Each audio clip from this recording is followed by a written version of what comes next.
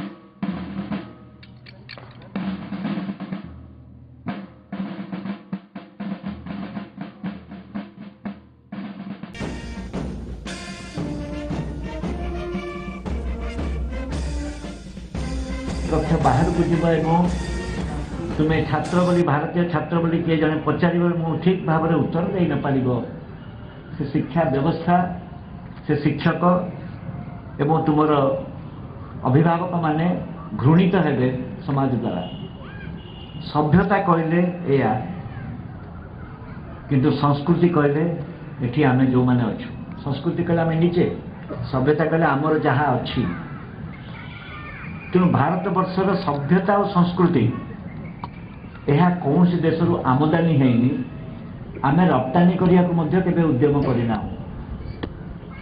तेणु आमर निजस्व पांठी जदि थाए ताहा आमर सभ्यता और संस्कृतिर मूलमंडी उपरे पर्यवसित तेणु एभली एक महान देशर किछि महान प्रतिभा को आज राष्ट्रीय स्वयंसेवक संघ आज संबर्धित करुच्ची से व्यक्ति विशेष को एवं से व्यक्ति विशेष कार्यक्रम में योगदान करथिबा परिवार मान को भूली न जाए देश तांको भूली जाई पारिथाए आपण माने भूली नाहांती मु प्रथमे आपण मान को मोर हृदयर गभीरतम प्रदेश आपण मान को संबर्धना निजे दौचे मु कृतज्ञता ज्ञापन मध्य करुच्ची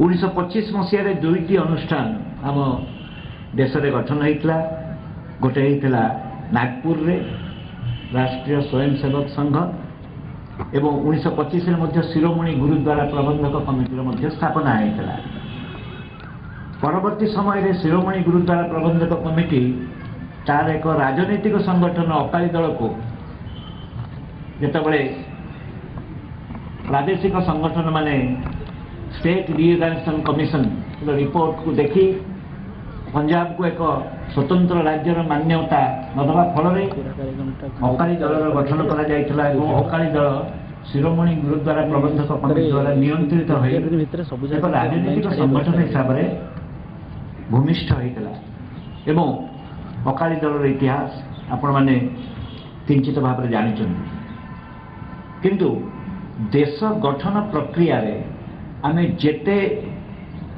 नागरिक संगठन हो सांस्कृतिक संगठन हो बा जो माने लोक मानक मध्य राजनैतिक सचेतनता देशभक्ति एवं ता संगे संगे देश को मध्य किपरि शांति श्रृंखला सहित सुरक्षा प्रदान करिपरिबा ए विषय जदि अहरह 25 मसीह चेष्टित किए थाए आपण मानकर संगठन जहाँ मु जड़े शिक्षक और गवेषक हिसाब से मोर अभिज्ञतार एवं अनुभूति मु कहूँ एवं जो व्यक्ति विशेष आज विशेष भाव में दी जन जाक ओडिया जड़े उपकूल ओडिशा जन्म आउ जड़े पश्चिम ओडिशा जन्म दी जनकर जन्मदिन आज एका दिन के पड़ुची एवं दुई जन को मो नमस्कार जणी आत्मार सद्गति कारण बहुत किसी कथा कहुपे मु आपण निकट में कहबी जे आज दिन में नेताजी जीवित नहांती मृत्यु रहस्यावृत रही किंतु से अंतर्धान होगा जीवित थिबा एवं खबर कागज में कौ जगार ठिया होती फोटो बाहर से अंततः मु व्यक्तिगत भाव में विश्वास करे ना तास्केंट राजीनामा समय छवि बाहर किसी लोग कहले आपण मैंने जाथे जे गोटे एपरी एक राजीनामा जो आयुब खान लाल बहादुर शास्त्री एवं ता सहित कुशिगिन थिले आलोचना होता से कक्ष भीतर को जीवा एक दुरूह व्यापार एवं से जो व्यक्ति विशेष फोटो खबर कागज में बाहर था किसी गणमाध्यम प्रचार करुच्ची जे से नेताजी थिले एवं नेताजी फोटो मु व्यक्तिगत भाव में अनुभव करुच्ची संभवपर नुहे कारण काली आप बाहर करेंगे जे नेताजी को सेठी देखी बहुत हुए लाल बहादुर शास्त्री हार्ट फेल होता मरी जाते कारण गणमाध्यम यही धरण चित्रित कर किसी गणमाध्यम अभ्यास रही तो एभली एक व्यक्ति विशेष अंततः जो पराकाष्ठा से देखते जो पराक्रम विषय आप आलोचना करुँच से व्यक्ति विशेष को एभली एक अनुष्ठान से उपस्थित थे बोली लुचिकी गुमनाम बाबा हिसाब से थे बोली अंततः कहीकि बदनाम कर से धरण से व्यक्ति विशेष नथिले भारत वर्षर स्वाधीनता हिसाब से इतिहास नरमपंथी मध्यमपंथी चरमपंथी एमाने थिले तीनोटी व्यक्ति विशेष भितर मु अंततः संक्षेप में कहबी जे गांधी की जदि नरमपंथी कह जाए नेहरू को मध्यमपंथी कह जाए चरमपंथी हिसाब से कह नेताजी सुभाष चंद्र बोस बहु जगह लिखा जाए जे गांधी एवं सुभाष बोस भितर तुलना करा जाए दी जन भितर मतभेद अच्छी कह जाए भितर मतांतर थिला मनांतर नथिला गांधी सुभाष बोस ग्रहण करते सुभाष गांधी प्रति अनुरक्त थे किंतु सुभाष बोस जो मटेरियल जो गढ़ा होती से गढ़ा भाव गांधी अवदान बहुत कम थिला से जेमतिका बंकिम चंद्र चैटर्जी रामकृष्ण परमहंस स्वामी विवेकानंद अरविंद घोष एमानकर आदर्श अनुप्राणित एवं तांको संस्कृति सभ्यता एवं देश मातृकार पूजा पाई से यथेष्ट इंधन पाई तो यही धरण एक सांस्कृतिक परिवेश आसुवा व्यक्ति विशेष जे कि निजे निजर दक्षता प्रतिपादन करते आईसीएस परीक्षा उत्तीर्ण हो पारिक योगदान करने को मनस्थ करते जो गोटे कारागार मांडाल गोटे कारागार थे हृदबोध है जे आम देश मातृका जो पूजा देशभक्ति बोली कहले धर्म एवं जातीयता या अलग करहबना धर्म एवं जातीयता बोध यह ही भारी प्रियता एवं से मांडाले जेल रे अन्यान्य भारतीय बंदी मान सहित दुर्गा पूजा करने उद्यम कले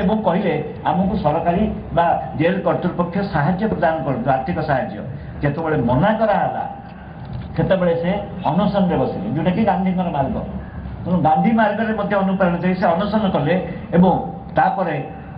से लोकलोचन को आसिले एक भिन्न मार्ग में देश में तुंड खोलिला जे जो मान विरुद्ध में किसी चार्जसीट ना जहाँ विरुद्ध में किसी सरकार कहबार ना बंदी कर रखार कौन आवश्यकता ना यही धरण चिंताधारा सृष्टि कर नेताजी सुभाष चंद्र बोस हाथ थिला से जानते हो अजाणत हो देश मातृका पूजा निजक नियोजित करते जोटा कि आम 1929 मसीहार जो लाहौर सेशन में पूर्ण स्वराज जो घोषणानामा से नेहरू को सहित सामिल है नेहरू को चिंताधारा जहाँ चिंताधारा से जोटा कि गांधी प्रकारांतर बहुत अनुभव करते समय आसला ही पूर्ण स्वराज मांगवाई तेणु ये जो बयस एवं उद्दाम एवं सागे सागे जे जॉर्ज वाशिंगटन को ये जो व्यक्ति विशेष ना मुझे एम जी आदर्श हिसाब से ग्रहण करुच्ची से गांधी एक परिणत बयस एभली एक उदाहरण दबा कि परामर्श देवा ग्रहण केमी कर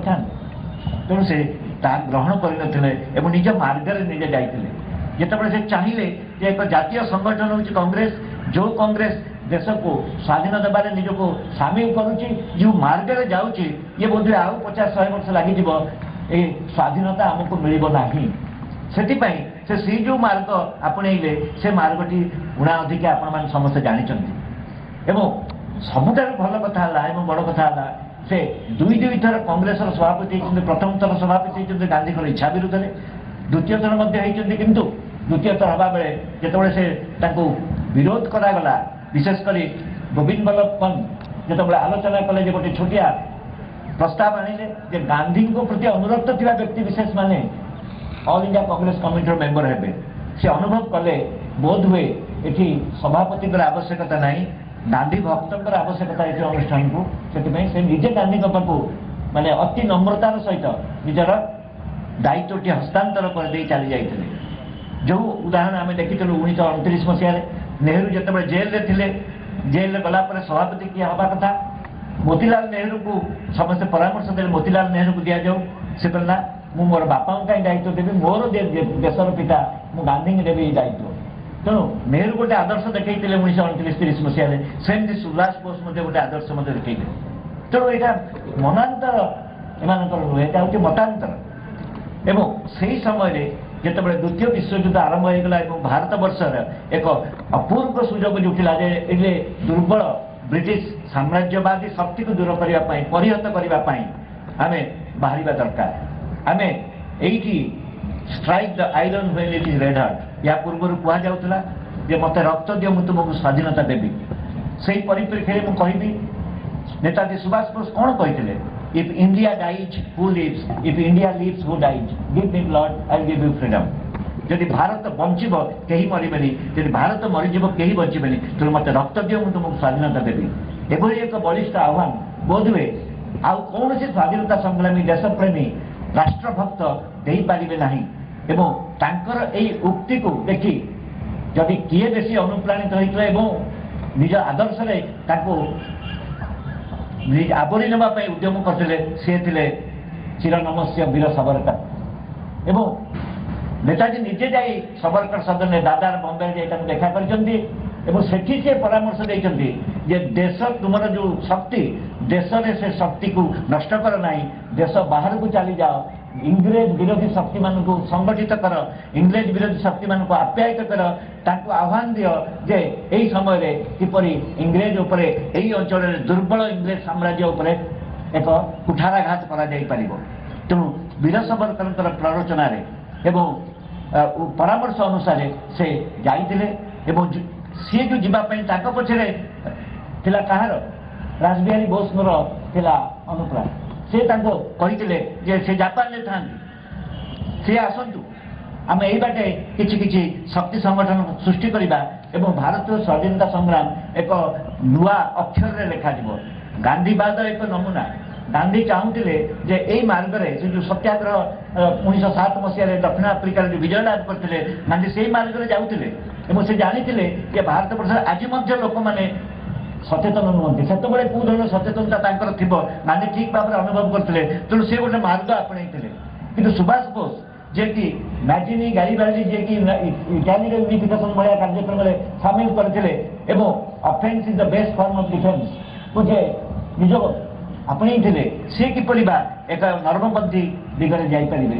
ତେଣୁ ସେ ଦେଶ ବାହାରକୁ ଚାଲିଲେ ଏବଂ ଯେଉଁ ଦେଶ ବାହାରକୁ ଚାଲିଲେ ସେହି ଦେଶ ବାହାରେ ଯାଇ ଯେଉଁ ସଂଗଠନ କଲେ, ଆଜାଦ ହିନ୍ଦ ଫୌଜ ଗଠନ କଲେ ଏବଂ ଆଣ୍ଡାମାନ ନିକୋବରରେ ଭାରତ ସ୍ୱାଧୀନତା ପୂର୍ବରୁ ଭାରତର ପ୍ରଧାନମନ୍ତ୍ରୀ ମୁକୁଟବିହୀନ ସମ୍ରାଟ ହିସାବରେ ସେ ଯେତେବେଳେ ନିଜେ ବାହାରିଥିଲେ ଏବଂ ଯେତେବେଳେ ସିଙ୍ଗାପୁର ଏବଂ ସେପଟେ ଯେଉଁମାନେ ହାରିଗଲା ପରେ ବ୍ରିଟିଶ ସୈନ୍ୟମାନଙ୍କୁ ଏକାଠି, ଭାରତୀୟମାନଙ୍କୁ ଯେଉଁମାନେ ପଣବନ୍ଦୀ ଯୁଦ୍ଧବନ୍ଦୀ ଥିଲେ ତାଙ୍କୁ ଏକାଠି କରି ଯେଉଁ ଫୌଜ ଗଠନ କରିଥିଲେ, ବ୍ରିଟିଶ ସରକାର ପ୍ରକୃତରେ ତାଙ୍କର ଲକ୍ଷ୍ୟଭ୍ରଷ୍ଟ ହୋଇଥିଲା, ତାଙ୍କର ଦିଶାଭ୍ରଷ୍ଟ ହୋଇଥିଲା ଏବଂ ସେ ଭାବିଥିଲେ ବୋଧହୁଏ ଆଜାଦ ହିନ୍ଦ ଫୌଜ ଆମ ପାଇଁ କାଳ ହେବ। କିନ୍ତୁ ଦୁଃଖର ବିଷୟ ଏଭଳି ଏକ ବ୍ୟକ୍ତି ବିଶେଷ ଯିଏକି ଚାହୁଁଥିଲେ ଯେ ଦେଶ ସଂଗଠନ କରିବା ପାଇଁ ଏକ ଦୃଢ଼ ସଂଗଠନ ଦରକାର, ଏକ ଏକଛତ୍ରବାଦ କିଛି ଦିନ ପାଇଁ ଦରକାର। କାରଣ ଗୋଟେ ଦେଶକୁ ସଂଗଠିତ କରିବା ପାଇଁ ଗଣତନ୍ତ୍ର, କେବଳ ଯେ ଗଣତନ୍ତ୍ର ଏକ ମାର୍ଗ, ସେଟା ବିଶ୍ୱାସ କରୁନଥିଲେ।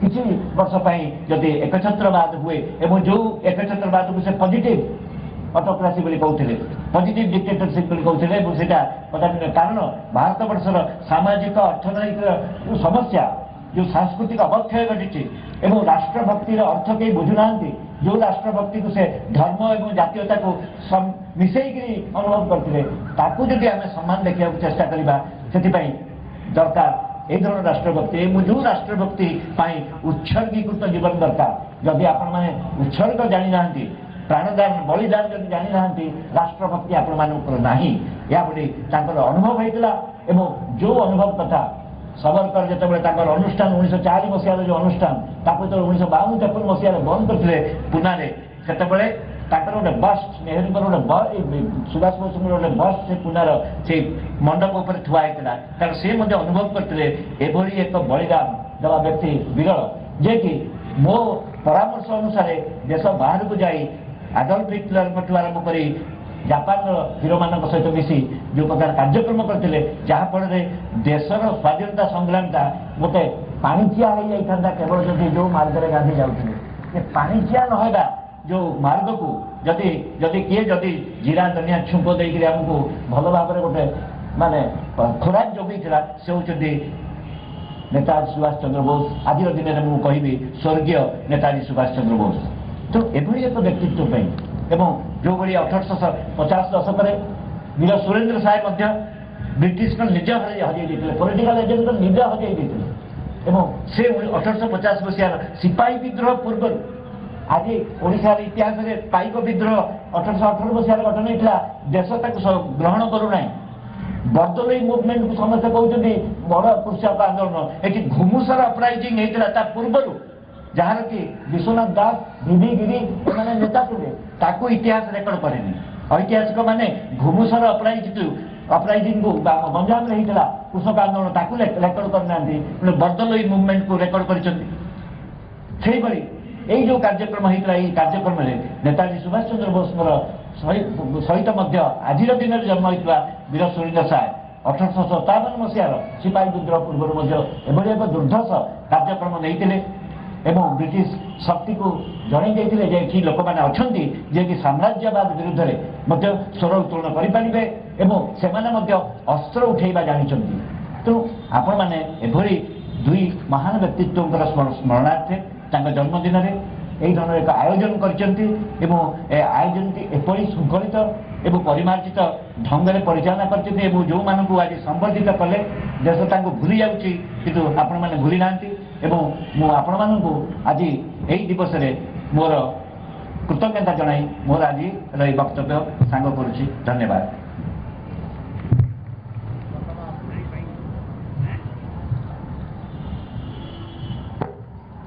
वर्तमान अमृत वचन एक गीत पर माननीय श्री प्रदीप जी को अनुरोध करी से मार्गदर्शन करेंगे।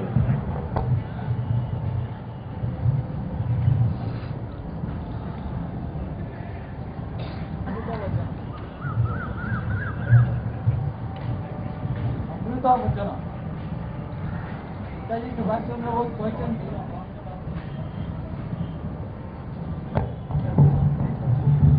अमृत वचन नेताजी सुभाष चंद्र बोस कहते मोर प्राणर मूल्य अधिक कर नाही, मोर मनर संकल्प को अतिरंजित दृष्टि रे देख नाही, मोर शरीर को पूजा थालीर एक दुर्लभ पुष्प बोली मन कर नाही, जेउ माटी को मो माँ बोली कहे, जहाँ को मोर देवतार धात्री बोली मन करे, जार गोटे धूलिकणा सम्मुखरे तीन लोकर एक छत्र साम्राज्य मो पाई खूब छोट अटे, सेही मोहनिया माटी तुलन सेगुड़िक किछि नुहे बरम तुच्छ एवं निरर्थक अटे।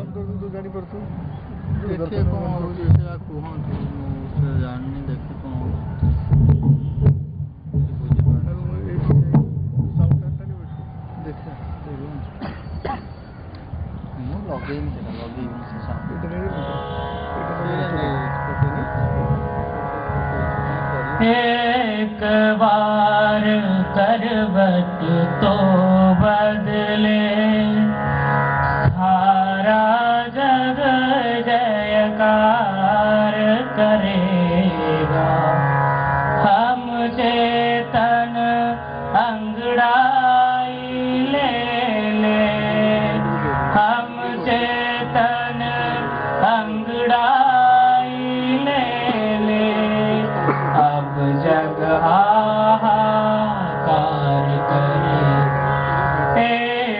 बार करवट तो बदले, कुंद दानवी नाभि के सोखे तो सक बाण चलाकर, चामुंडा का भरे कलेवर, रक्त बीज का रक्त पिला, पौंड शंख दे फूंक भीम का, कौरव दल चेतकार करेगा, हम चेतन अंगड़ाई ले ले, हम चेतन अंगड़ाई ले ले, अब जग हाहाकार करे,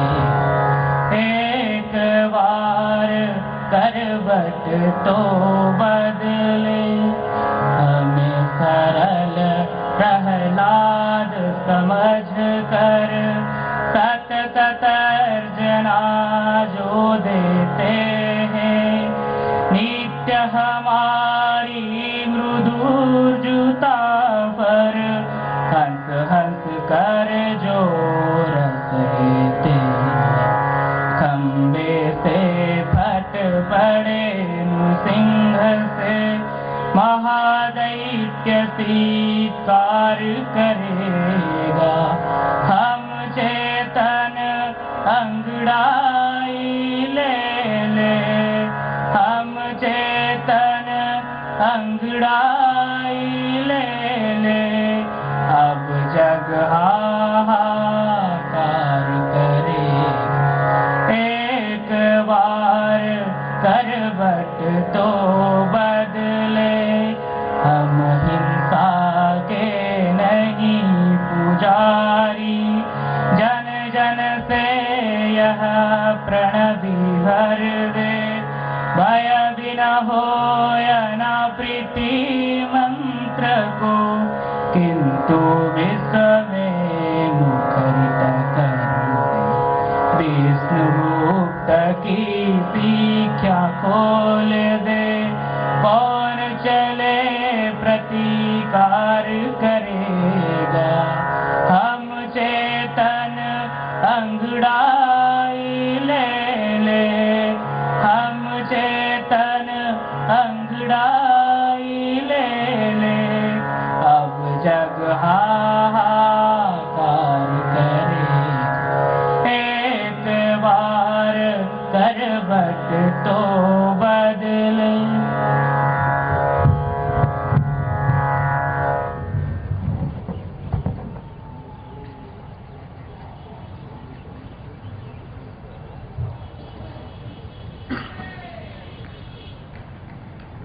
आज के इस कार्यक्रम के सम्माननीय अतिथि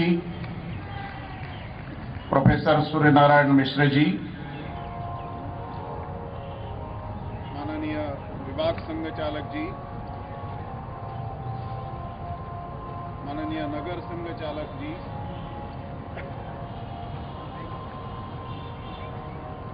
नेताजी के ईश्वरीय कार्य, देशप्रिय कार्य से जुड़े हुए परिवार के सदस्यगण,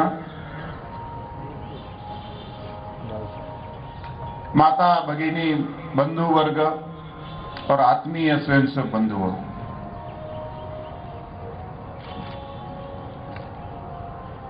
एक बड़ा विशेष अनुभव मैं भी स्वयं लेकर यहां पर प्रस्तुत हुआ हूं। हम लोग जब घर में जाएंगे, जब टीवी के सामने बैठेंगे, जब कल हम पेपर पढ़ने की चेष्टा करेंगे, तो हमारे जीवन में कोई नई ऊर्जा हमारे जीवन में आती हुई हमको दिखाई देगी। एक अलग प्रकार के विषयों के बारे में चर्चा आने वाले दिनों में सबके सामने चल पड़ने वाली है।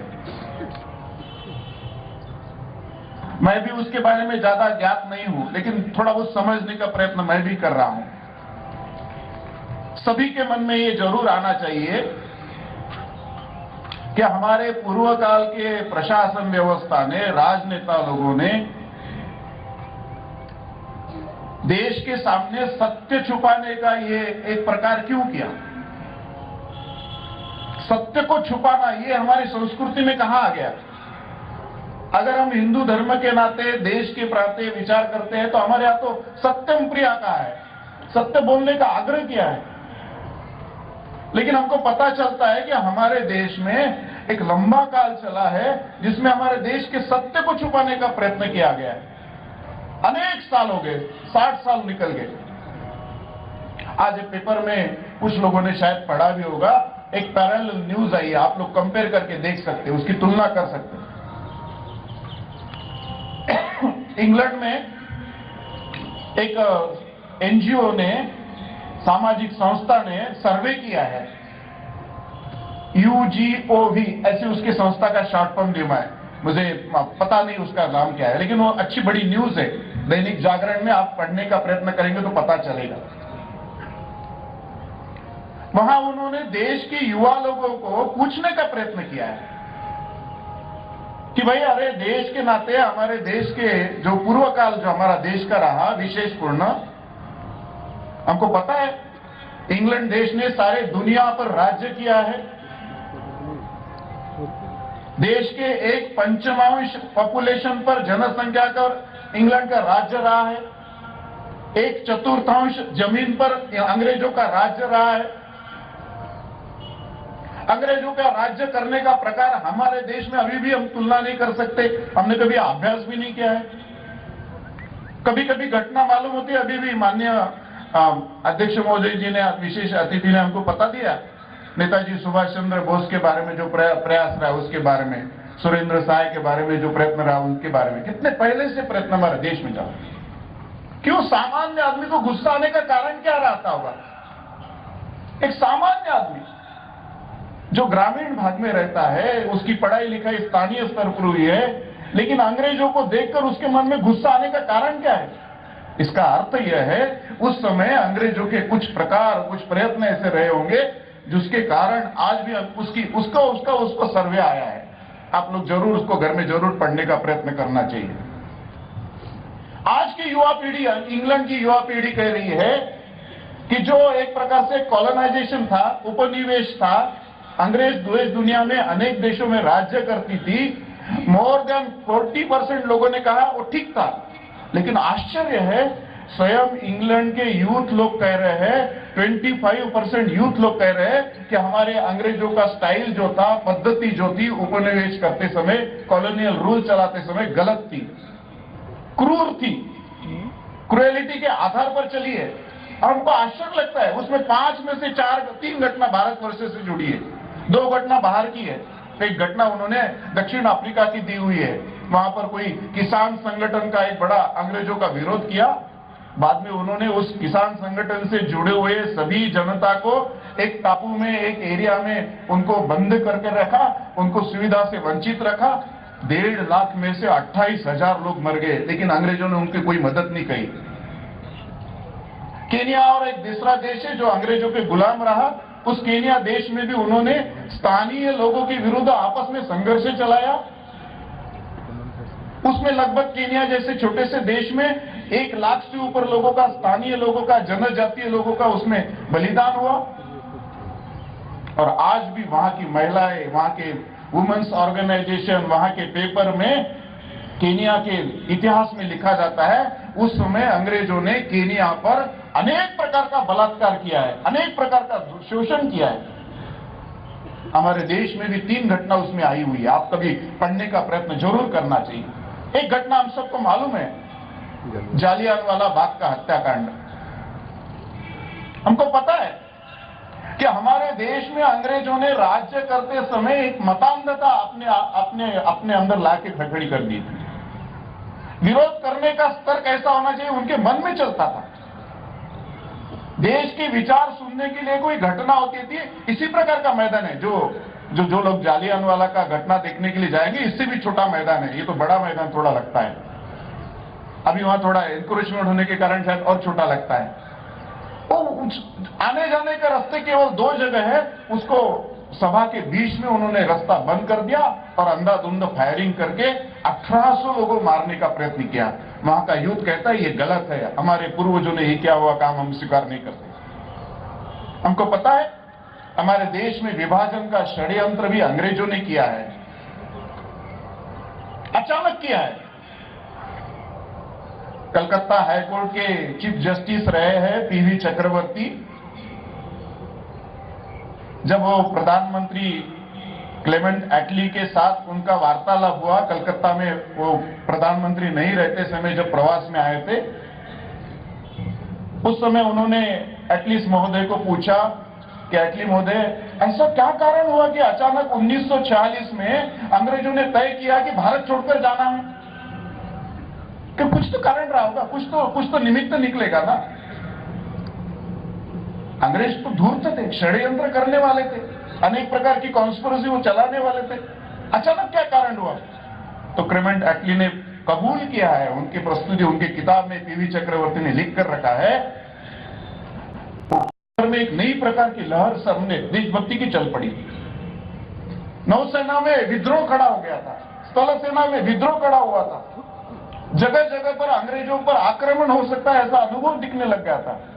इसलिए हमको अचानक निर्णय करना पड़ा, और हमको मालूम है केवल अचानक निर्णय किया नहीं है। उन्होंने पहले कहा था 1948 में स्वतंत्रता देंगे, एक साल पहले ही अचानक उन्होंने देश छोड़ने का निर्णय किया, देश का विभाजन किया। लेकिन विभाजन के बारे में कोई प्रस्तुति, कोई निश्चित रेखा भी खींचकर नहीं गए। परिणाम हुआ हमको पता है, इतना गंदा प्रकार से गवर्नेंस दिखाई दिया। देश का विभाजन करने जा रहे हैं, चेंज ऑफ पॉपुलेशन हो रहा है, उसकी लाइन ऑफ डिवीजन तैयार नहीं है। 10 लाख से ऊपर लोगों का उस समय हमारे देश में संवाद हमारे सामने आंखों से सामने हुआ।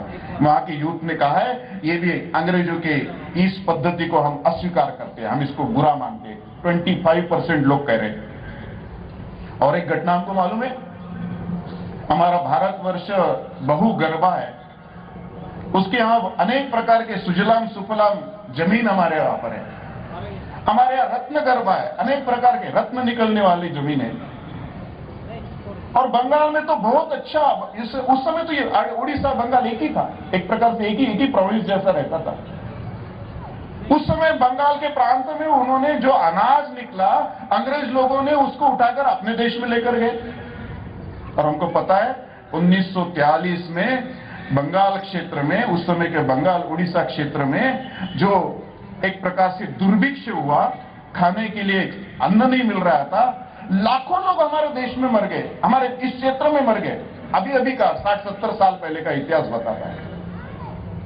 तो आज का युवा, इंग्लैंड का युवा अपने देश के पूर्व से किए हुए ऐसे पद्धति को नकारता है। 25% युवा उसको गलत मानता है, अपने पूर्व के किए हुए दोषों को सिर पर लादने की उसकी इच्छा नहीं है।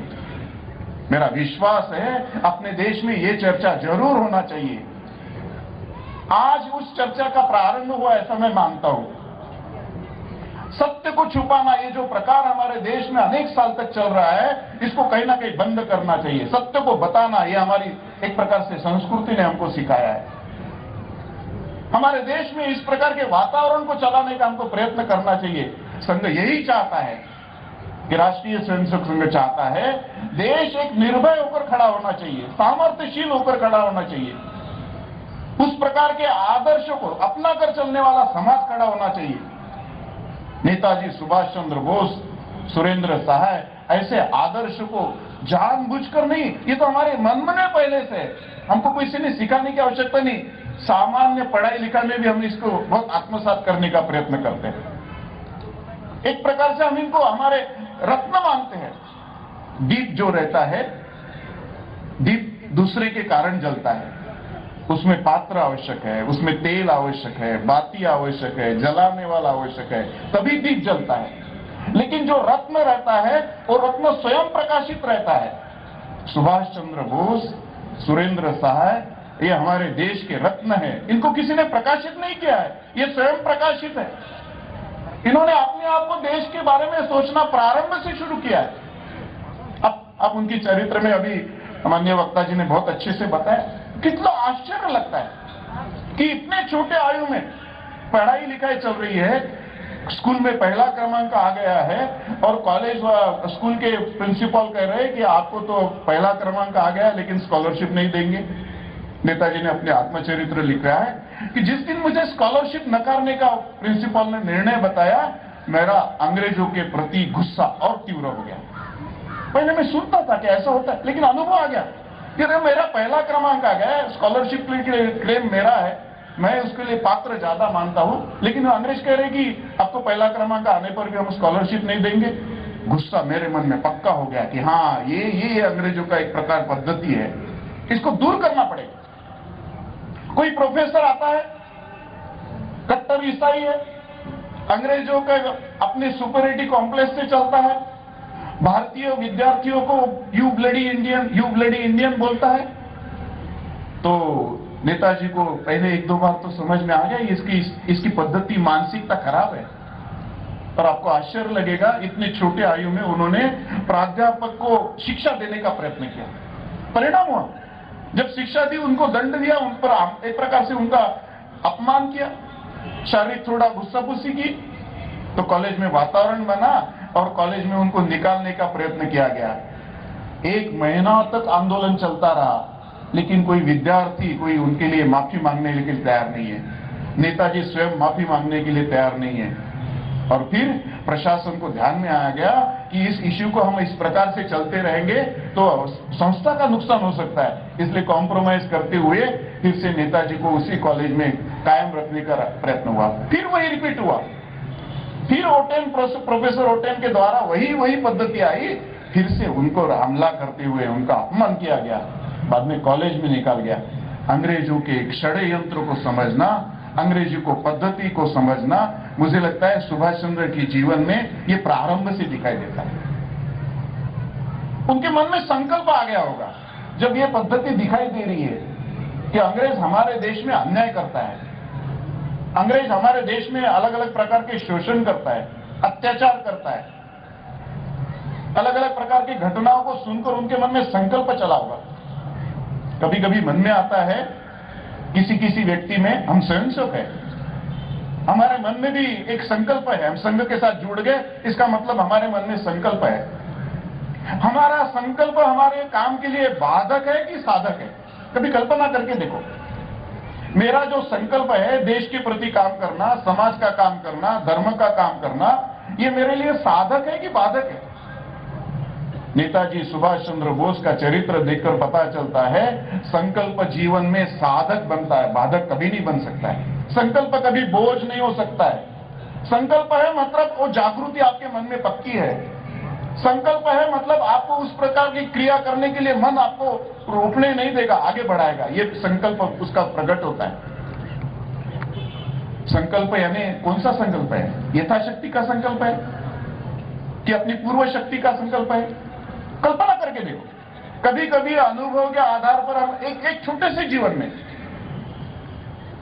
पूजनीय डॉक्टर जी का जीवन हमारे सामने बार बार आता है, नेताजी का भी जीवन कभी कभी आता है, अन्य छोटे बड़े क्रांतिकारक का जीवन देखो।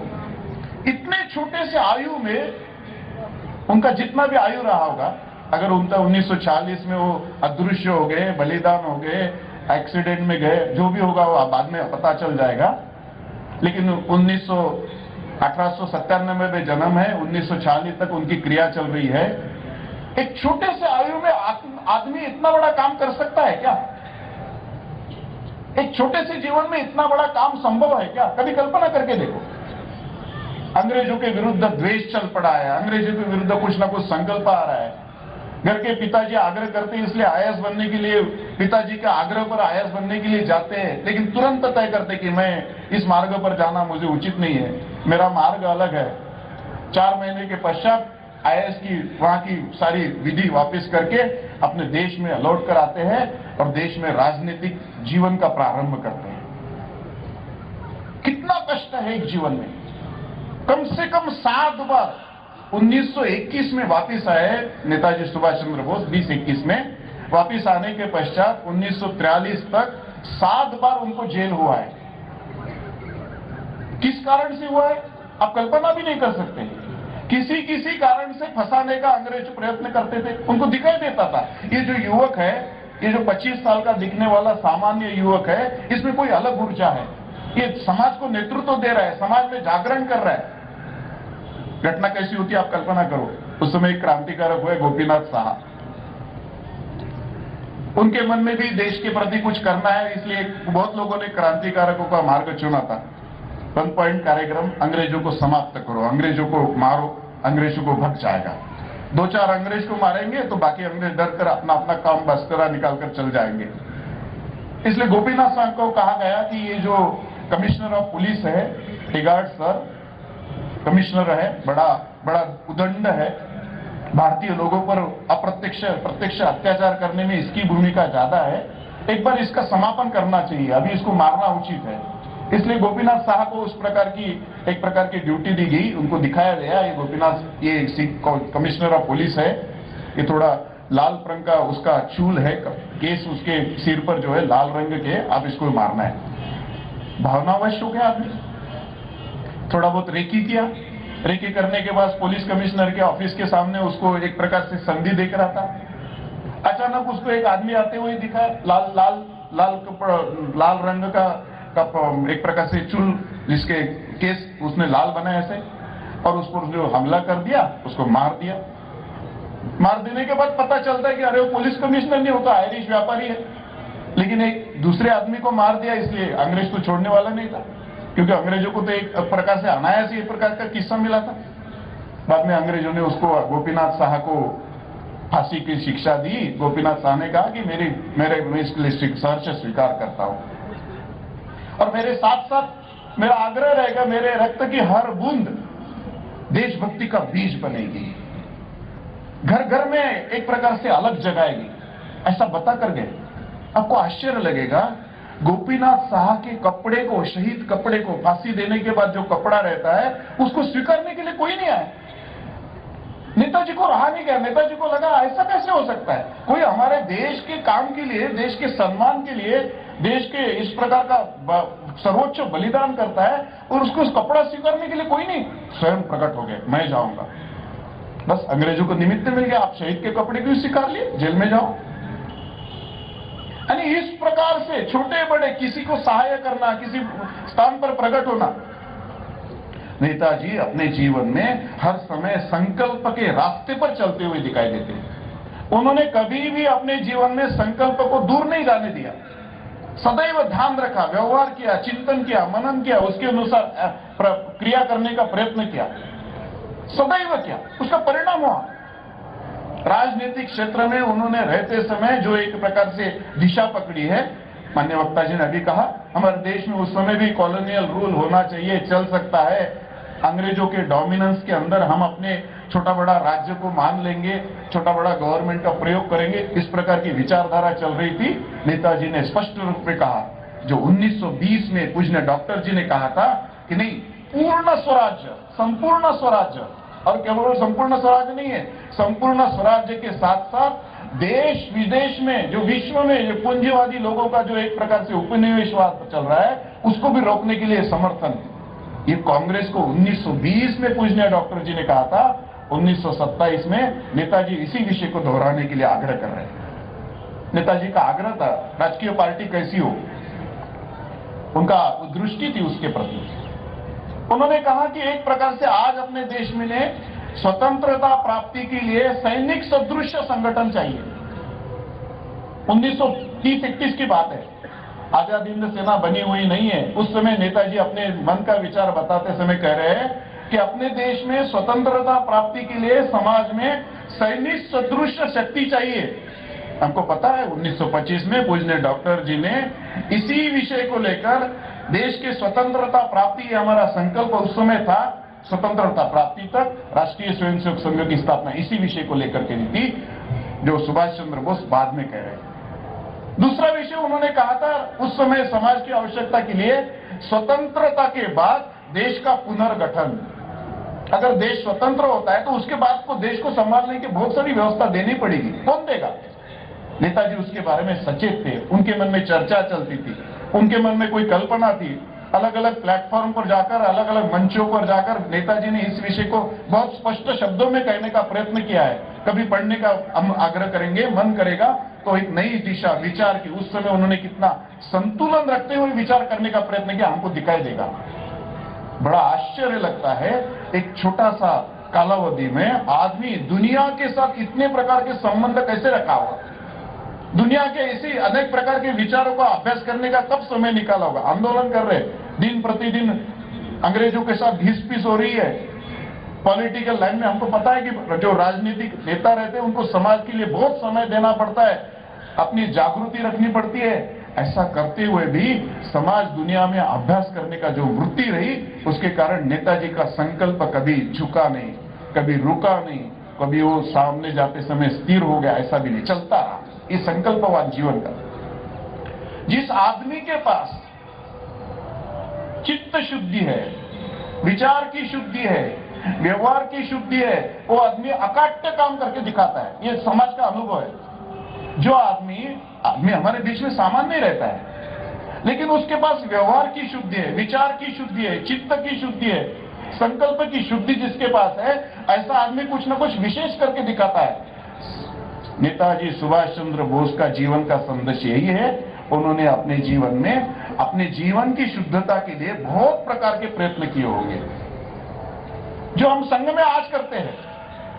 अपने मन को ठीक रखने के लिए, अपने शरीर को ठीक रखने के लिए, अपने गुणों का विकास करने के लिए, अपने शरीर के अंदर जो दुर्गुण है उसको दूर करने के लिए जो प्रयत्न आज हम संघ स्थान पर करते हैं, नेताजी उसका अभ्यास कब किया होगा पता नहीं चलता, लेकिन उन्होंने अपने जीवन में इस प्रकार की शुद्धि का आग्रह किया। इसी का परिणाम है एक छोटे से जीवन में एक बहुत बड़ा काम करने की शक्ति, ऊर्जा उनको ईश्वर ने प्रदान की। शायद उसका मूल्यांकन कौन कोई करेगा मालूम नहीं है, लेकिन आज हमारे देश की पीढ़ी आज भी सुभाष चंद्र बोस को जानना चाहती है, सुभाष चंद्र बोस के कार्य को आज भी मूल्यांकित करना चाहती है, अधोरेखित करना चाहती है। देश के इतिहास में सुभाष चंद्र बोस का नाम अटूट है, उसको कोई मिटा नहीं सकता है। देश में सुभाष चंद्र बोस के बारे में जो अश्रद्धा निर्माण करने का प्रयत्न करता है, उसके बारे में भी हमारे मन में साशंकता नहीं है, गलत है। अच्छे विषय हमारे सामने जरूर आना चाहिए, जिनके पास से गलती है उन्होंने बताना चाहिए। आज मैं जब थोड़ा समय टीवी यहाँ कार्यक्रम में आते समय टीवी देखने का प्रयत्न कर रहा था, तो बड़ा आश्चर्य लगा। हमारे देश के तत्कालीन प्रधानमंत्री इंग्लैंड के प्रधानमंत्री को पत्र लिखकर कह रहे हैं कि ये नेताजी सुभाष चंद्र एक वॉर क्रिमिनल है। कैसे संभव है भाई? देश के बाहर से जाकर जो आदमी अपने देश के स्वतंत्रता के लिए इतना बड़ा तप कर रहा है, इतने बड़े साधन साहित्य जुटा रहा है, प्रत्यक्ष उसके प्रयत्न कर रहा है, और हमारे देश के एक सर्वोच्च नेता कह रहे हैं कि वॉर क्रिमिनल है, असंभव लगता है। मानसिकता ठीक करने की, मानसिकता उनकी समझने की आवश्यकता है जिन्होंने इस प्रकार की वृत्ति का प्रयत्न किया। बड़ा गजब लगता है। हमको पता है नेताजी सुभाष चंद्र बोस जब अपने देश में इंडियन नेशनल आर्मी की सेना लेकर अंडमान निकोबार में आ गए, 30 दिसंबर 1943 को उन्होंने अंडमान में पोर्ट ब्लेयर में वहां पर स्वतंत्र भारत का पहला झंडा फहराया।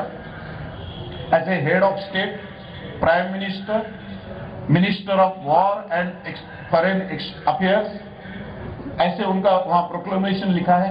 वहां उन्होंने घोषणा, अपनी समाज सरकार की जो घोषणा रहती है, वहां उन्होंने, आप कभी सेलुलर जाएंगे वहां आपको दिखाई देगा। वहां से वो चलकर आगे निकले, इम्फाल, मणिपुर में पास, इम्फाल के पास मोइरांग है, वहां तक आए। मोइरांग में भी उन्होंने स्वतंत्रता की प्राप्ति के लिए बहुत बड़ा संघर्ष किया, वहां के समाज की आस्था जोड़ने का प्रयत्न किया। अपने देश के समाज के लिए काम करते हुए देश को आगे बढ़ने के लिए प्रयत्न कर रहे हैं, और हमारे देश के उस समय के तत्कालीन नेता कह रहे हैं अगर नेताजी हमारे देश में घुसने का प्रयत्न करेंगे तो मैं तलवार लेकर उनका विरोध करूंगा। ये कहां की मानसिकता है भाई? हमारा देश इस प्रकार से चला जाता है क्या? देश के लिए काम करने वाले की भावना सबके मन में समान रहनी चाहिए। मार्ग अलग अलग हो सकता है, कोई देश के अंदर काम करेगा, कोई देश के बाहर से भी काम कर सकता है। देश के बाहर काम करने वालों की संख्या कम है क्या? श्यामजी कृष्ण वर्मा से लेकर मदनलाल धिंगरा से लेकर सावरकर जी से लेकर सबने देश के बाहर जाकर ही काम किया। अभी वक्ता जी ने बताया हमारे कि सावरकर ने उनको आग्रह किया कि आप देश में बहुत संकुचित हो रहे हो, देश में आपके एक प्रकार से माहौल आपके लिए मन ही मिल रहा है, आप विदेश में जाकर, बाहर की भूमि में जाकर नया संगठन करके आगे बढ़िए। सावरकर जी की सूचना थी उनके लिए। मुझे लगता है ये जो इतिहास की एक अंक है, पन्ने हैं, इसको समाज के सामने कभी ना कभी प्रस्तुत करना चाहिए। इसके लिए बहुत बड़ा हमको समाज में जागरण भी करना पड़ेगा। हमारे देश की देशभक्ति की भावना को आगे बढ़ाने के लिए इस प्रकार के अच्छे विषयों को समझने का प्रयत्न जरूर होना आवश्यक है, मूल्यांकन होना आवश्यक है। संघ यही चाहता है।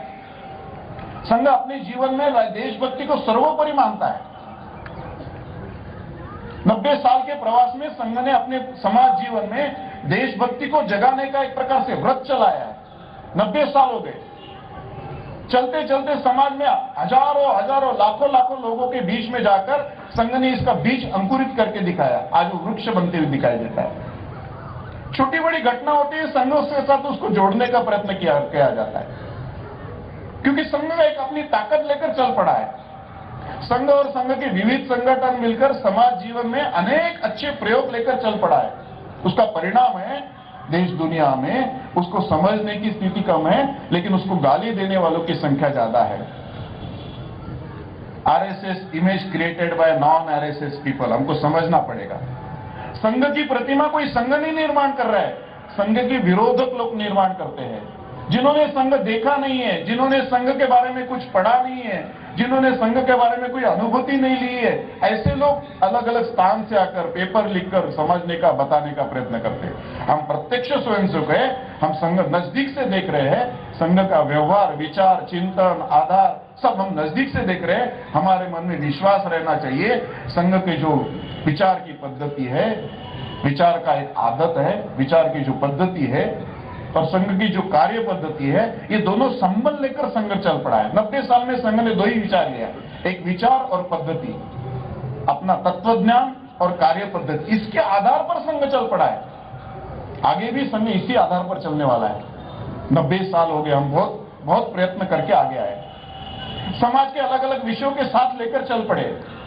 समाज ने हमारी उपेक्षा की, समाज ने हमारा उपहास किया, विरोध किया, हम उसको भी हजम करते हुए चल पड़े। हमने कभी उनके चक्कर में नहीं लगे। हम उसका उत्तर देने में हमारी शक्ति को उसमें एक प्रकार से व्यर्थ नहीं जाने दिया। हम अपने काम में जुटे रहे।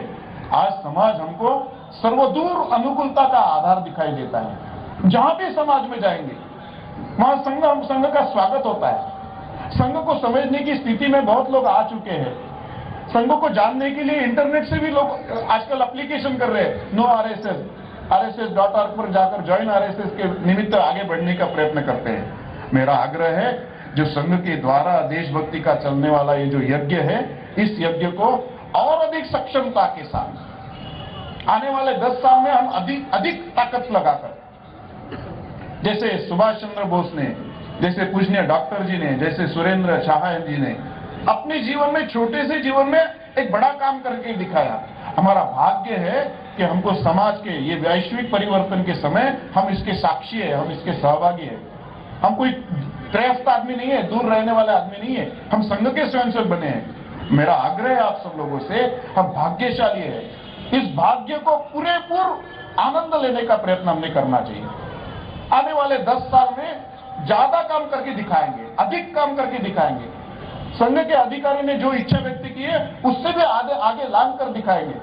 जैसे नेताजी सुभाष चंद्र बोस ने एक छोटे से जीवन में एक बड़ा काम करके दिखाया, एक आदर्श हमारा सारंग दिखाया। हम भी उस प्रकार के काम के लिए उद्युक्त हो। मुझे लगता है नेताजी के जीवन का यही संदेश हमारे प्रत्यक्ष जीवन में आना चाहिए। हम बहुत बार गीत सुने होंगे, इतनी शक्ति हमें देना दाता, मन का विश्वास कमजोर ना होना। हम चले नेक रास्ते पे, हम पे कोई भूल ना होना। उसमें कहा गया है, हम न सोचे हमें क्या मिला है, सोचे हम किया क्या है अर्पण। मुझे लगता है हमारे देश में इस प्रकार के जो दीप लोग हैं, रत्न लोग हैं, उन्होंने यही संदेश समाज के सामने दिया है। समाज को आगे ले जाने के लिए, देश को आगे ले जाने के लिए, धर्म को आगे ले जाने के लिए युगानुकूल पद्धति से आज समाज की आवश्यकता क्या है। उस समय से नेताजी ने आग्रह किया, तुम मुझे खून दो। खून दो इसका अर्थ हमको ब्लड निकालकर ब्लड डोनेशन कैंप में जाकर खून देने की आदत नहीं थी। उनका आग्रह था परिश्रम करो, मेरे साथ चलो, मेरे कंधे से कंधा मिलाकर चलो। संघ आज वही कहता है, देश के लिए जीना सीखे।